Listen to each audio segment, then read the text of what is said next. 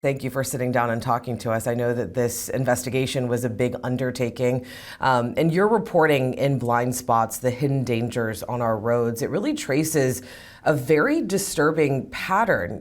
Trucking companies that rack up some serious safety problems, and then they change names. I mean, they shift paperwork and they keep operating. What do these crashes reveal, though, about the risks that are hiding in plain sight on our roads that we're on every day? This whole project was eye-opening because you just realize the tremendous gaps in the system, that there are so many ways just up and down the line that oversight is failing and allowing this to happen.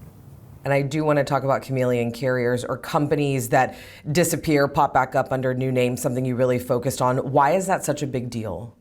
What's called a Department of Transportation, or DOT number. That's how you track a motor carrier safety. So what we're seeing is these companies will get involved in some sort of serious accident.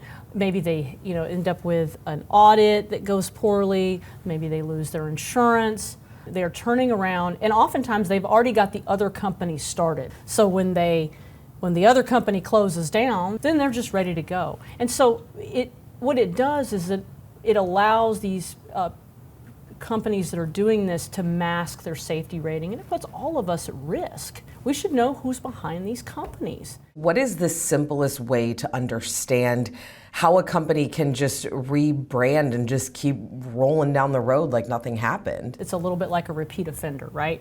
Somehow the repeat offender gets their record expunged, right? And so you don't know that they have this record, and so they just go on down the road and they reoffend.